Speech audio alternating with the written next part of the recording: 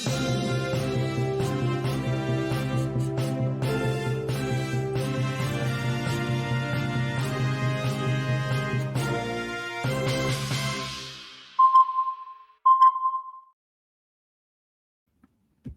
दोस्तों, OCN network में आपका स्वागत है। वैसे तो पार्लियामेंट सेशन चल रहा है और संसद के दोनों सदनों के भीतर भी और संसद परिसर में भी करीब-करीब रोजाना ही तमाशे चल रहे हैं। विपक्ष के कुछ नेता डेलिबरेटली राज्यसभा में सभापति जगदीप धनखड़ और लोकसभा में स्पीकर ओम बिरला दोनों का ही अपमान करने से बाज नहीं आ रहे हैं।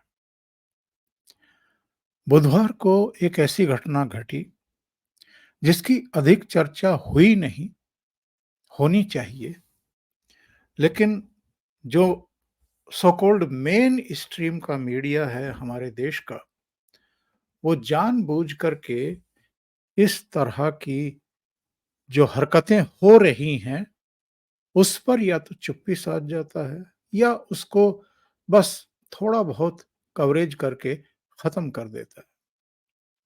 ऐसी घटनाओं पर चर्चाएं नहीं होती। वैसे तो ये मैं तो इनको खोमचे वाला कहता हूँ। चाट पकौड़ी बेचने के लिए जैसे अलग-अलग शहरों में शाम के समय पूरा एक लाइन लग जाती है, कोई गोलगप्पे बेच रहा है, कोई दही बड़े बेच रहा है, कोई दूसरे चाट पकौड़ी बेच रहा है। वही आलम इन चैनलों का है। शाम को 4 बजे, 5 बजे से शुरू हो जाते हैं और रात को 10 बजे तक, 11 बजे तक इनकी दुकानदारी चलती है प्राइम टाइम में। लेकिन ऐसे मुद्दों पर ये कभी प्रोग्राम नहीं करेंगे जिससे विपक्ष बेनकाब होता हो, एक्सपोज होता हो। अधिकांशतः मोदी सरकार पर अटैक करने वाले प्रवक्ता बुला लिए जाते हैं, पार्टियों के नेता बुला लिए जाते हैं और उसके बाद फिर वही सब शुरू होता है। कोई उनके बीच में एक फंसा हुआ सा भारतीय जनता पार्टी का प्रवक्ता होता है, सरकारी पक्ष भी नहीं होता है, केवल पार्टी का प्रवक्ता होता है और अटैक सारे सरकार पर होते हैं। बहरहाल वो उनकी सिरदर्दी है। लेकिन बुधवार की जिस घटना का मैं जिक्र कर रहा हूं, वो राज्यसभा में हुई।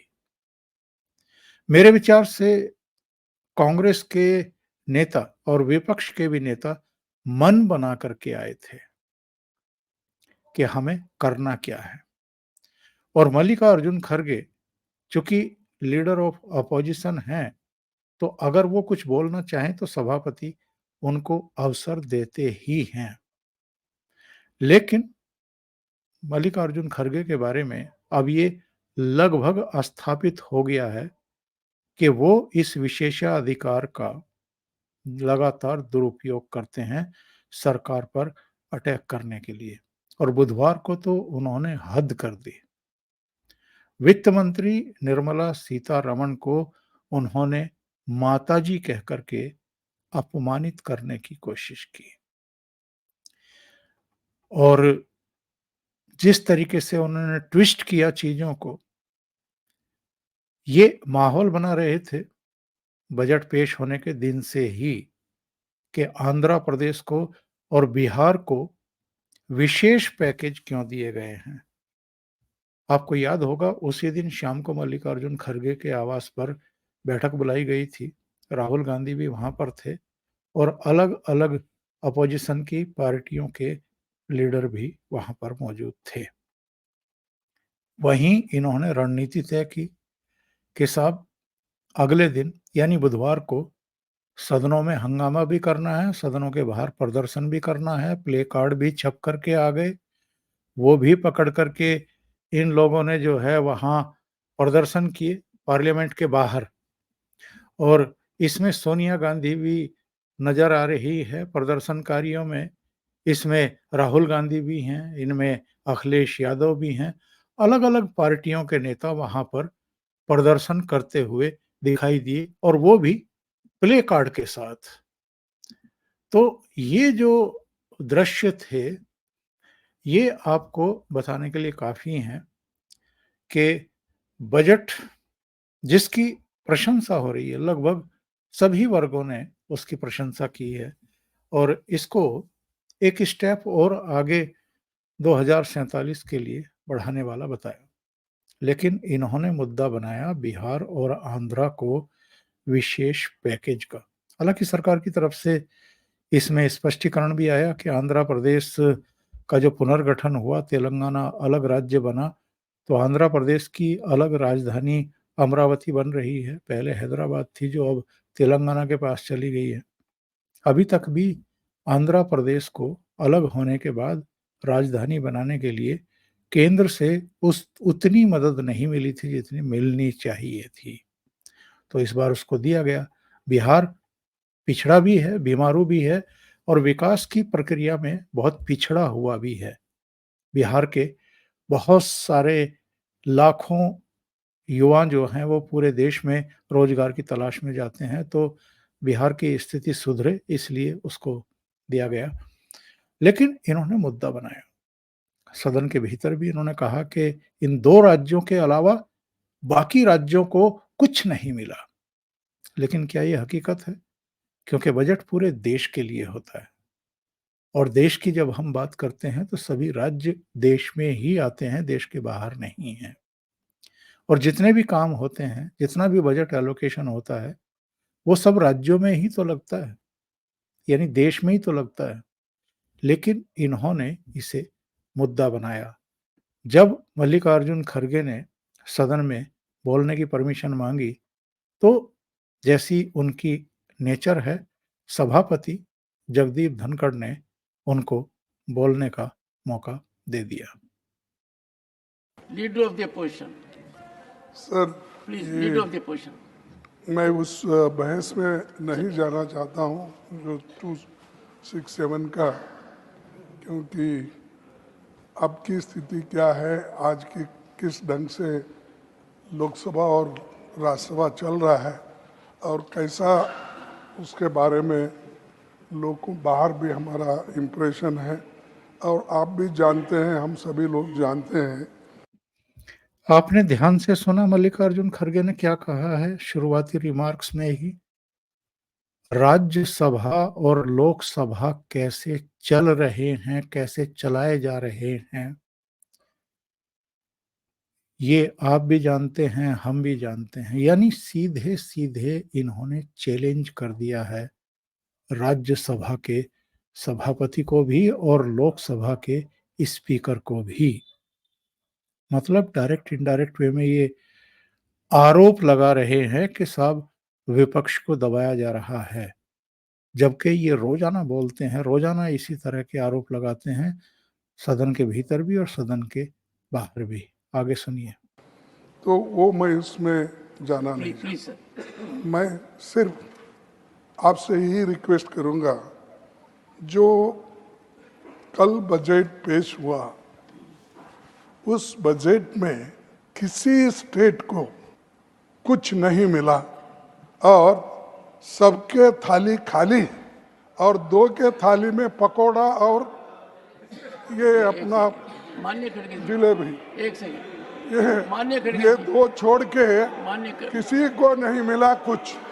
ना तमिलनाडु को मिला, ना केरला को मिला, ना कर्नाटक को मिला, ना महाराष्ट्र को मिला, ना पंजाब, ना हरियाणा, ना राजस्थान, ना छत्तीसगढ़, ना किसी स्टेट को कुछ नहीं, दिल्ली को नहीं दिया। तो मैं कितने गिनूं, ओडिशा को कुछ नहीं दिया। तो ऐसा बजट मैं कभी नहीं देखा और ये सिर्फ किसी को खुश करने के लिए, कुर्सी बचाने के लिए वो ये सब हुआ है। इसका हम कंडम करते हैं और इस ढंग से बजट पेश अगर हो गया, मैं समझता हूँ कर्नाटक से आए हैं। Sir, let the honourable finance minister. नहीं, कर्नाटक से आए हैं सर, हमारी तो अपेक्षा ऐसी थी सबसे ज्यादा मुझे ही मिलेगा, लेकिन इतना हमको तो कुछ नहीं मिला। तो इसका तो हम कंडम करेंगे, प्रोटेस्ट करेंगे और सारे इंडिया पार्टी अलायंस सारे कन्याकुमारी से लेकर कश्मीर तक। नहीं, मैं बोल देता हूँ, उन्होंने तो बोलने में माता जी बोलने में तो एक्सपर्ट है, मुझे मालूम है। आपने सुना, ये माताजी बोलने में तो एक्सपर्ट हैं, मुझे मालूम है। किसके बारे में टिप्पणी कर रहे हैं ये? निर्मला सीतारमण, देश की वित्त मंत्री, एक महिला वित्त मंत्री। और उम्र में अंतर देख लीजिए, मल्लिकार्जुन खड़गे 75 साल से कम नहीं है, उससे ऊपर ही होंगे, मैंने अभी देखा नहीं। और निर्मला सीतारमण इनसे कम से कम 15-20 साल छोटी हैं, लेकिन निर्मला सीतारमण को अपमानित कर रहे हैं। जगदीप धनखड़ को ऑलरेडी अपमानित कर चुके, अब वित्त मंत्री को भी अपमानित कर रहे हैं माताजी कह करके। तो ये तो माता जी नहीं, आपकी बेटी के बराबर हैं। मैं अपनी ये तो बात आपकी रख बेटी रहा के हूं, बराबर हैं। तो इसीलिए सर मैं कंडम करता हूं।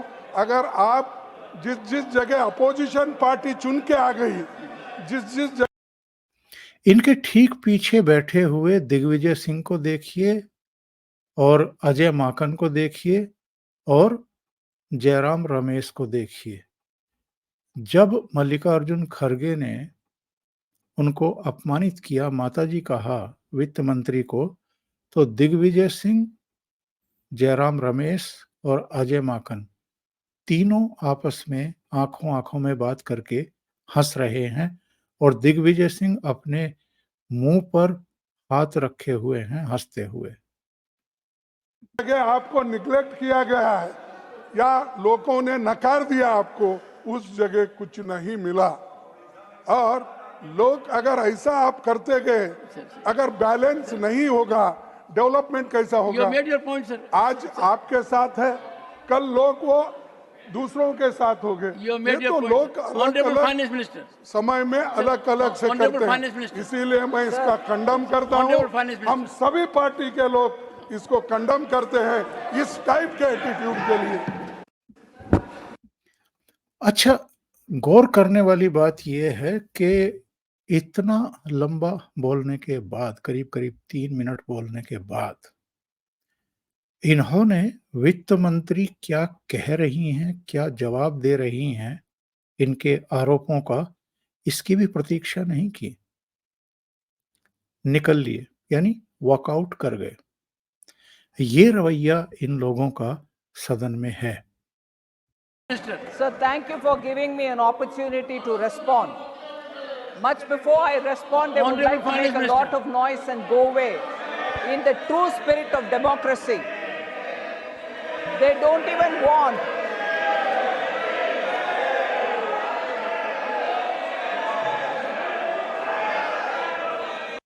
यानी अपनी तरफ से मल्लिकार्जुन खड़गे ने तमाम तरह की बात कर ली, राजनीति कर ली, और वित्त मंत्री जैसे ही जवाब देने के लिए खड़ी हुई, उनकी बातों का खंडन करने के लिए और प्रमाण देने के लिए कि अन्य राज्यों के लिए भी तमाम तरह की व्यवस्थाएं हैं, तो इन लोगों ने हल्ला करना शुरू कर दिया, शोर मचाना शुरू कर दिया और सदन से जाते हुए दिखाई दिए। Sir, it's a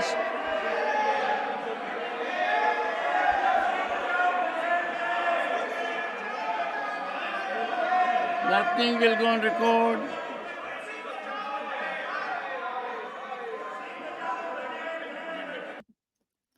लेकिन ये लोग तो वॉकआउट करके चले गए।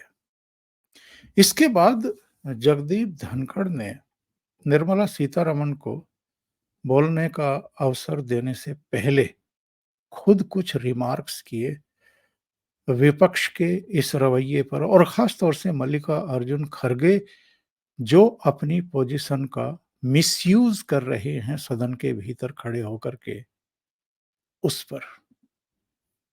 On the budget was listed today, and I gave floor to the leader of the a position in expectation that rules will be followed.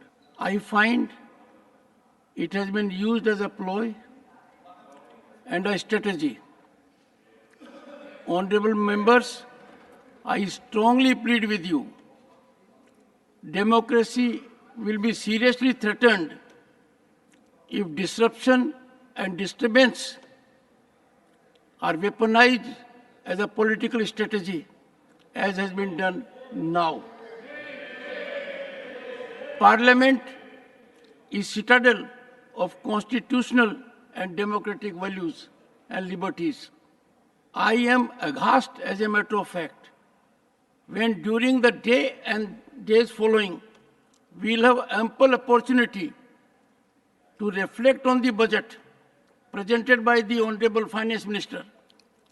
There was absolutely no occasion, justification, even remotely, to avail the facility accorded by me for this purpose. I cannot persuade myself but to take serious exception to this unwholesome practice adopted by a senior member, leader of the opposition. I will call upon leaders of the parties to soul search, and my reflections about Rule 267, that in more than 3 decades it has been availed only for half a dozen occasions. And every day of the sitting, I get number of such requests. It is being taken as a routine exercise, as a habit. It has reduced itself to a farcical exercise. In spite of my serious observations yesterday, since no focus has taken place, I have again uploaded the same on your portal. और इसके बाद वित्त मंत्री निर्मला सीतारमण ने भी खरगे को भी और समूचे विपक्ष को करारा जवाब दिया। सुन लेते हैं उन्होंने क्या कहा। Particularly a senior leader of the opposition, Shri Mallikarjun Kharge, who stood up to say his views on what he heard of the budget yesterday. I would think, and maybe it's a bit too much to expect, that in the honor of democracy, at least the opposition would have stayed here to listen to what I have to respond now that the leader of the opposition raised issues on the budget which was presented yesterday and tabled in this House yesterday. Just to the point that he raised, that I have not named many states and probably spoke about only 2 states. There are a few points which I have to table here with your permission, voice here with your permission, as to what happens in a speech. Congress party has been in power for a very long time in this country. They presented so many different budgets, and they would know clearly that in every budget, you don't get an opportunity to name every state of this country. I'll take this example. Between vote on account, which was presented on 1st February this year, and now the full budget which was presented yesterday for this year, I have not named very many states. But let me take the example of Maharashtra, for instance. Between vote on account and yesterday's budget, in vote on account and in yesterday's budget, I had not named Maharashtra. I'll take it as an example. Cabinet has, under the leadership of Prime Minister Modi, passed a very important decision. It has taken the decision to set up a very big port in Vadavan in Maharashtra. Did Maharashtra get ignored because I did not mention the name of Maharashtra? 76,000 crores have been announced for that project. Maharashtra's name was not taken in the vote on account, nor was it taken yesterday. But does it mean that we've ignored Maharashtra? And I can take the name of so many other different states where we have major projects, one. And second, if the speech does not mention the name of a particular state, does it mean that the schemes of the Government of India, the programs of Government of India, The externally aided assistance which we obtain from the World Bank and ADB and AIB and so on, institutions such as that, don't go to these states. They go as per a routine. And actually the expenditure statement of the government, the department-wise allocation of the government, clearly item-wise mentions all this. This is a deliberate attempt, and I'm saying this with responsibility.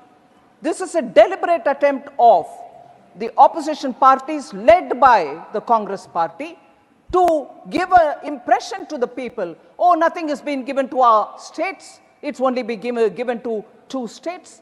I would challenge the Congress party for all the budget speeches that they've delivered, that in each of the budget speeches, have they named every state of this country? This is an outrageous allegation. Nirmala Sitharaman ने चुनौती दी है Congress party को कि इनके समय जो budget पेश किए जाते थे, क्या उस समय सारे राज्यों के नाम लेकर के वित्त मंत्री घोषणाएं करते थे? हमने भी नहीं की है। इसको मुद्दा बना करके डेलिबरेटली बदनाम करना मोदी सरकार को और केवल 2 राज्यों को निशाना बनाने की कोशिश करना, आंध्र प्रदेश और बिहार, क्योंकि दोनों के मुख्यमंत्री नरेंद्र मोदी सरकार के लिए एक मजबूत पिलर का काम कर रहे हैं। तो जानबूझ करके ये सब नाटक नौटंकी किया गया, सदन के भीतर भी और सदन के बाहर भी तमाम प्ले कार्ड हाथों में लेकर के प्रदर्शन किए गए। जानबूझ करके ऐसा वातावरण बनाने की कोशिश हो रही है। इसी की चर्चा जो है वो वित्त मंत्री निर्मला सीतारमण ने इनको जवाब देते हुए कही।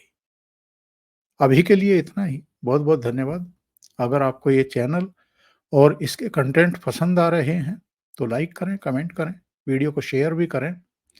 अभी तक अगर आपने ये चैनल सब्सक्राइब नहीं किया है तो सब्सक्राइब कर लें और साथ में लगे बेल आइकॉन को दबाना ना भूलें ताकि आगे आने वाले वीडियो और उनके नोटिफिकेशन आप तक पहुंचते रहें।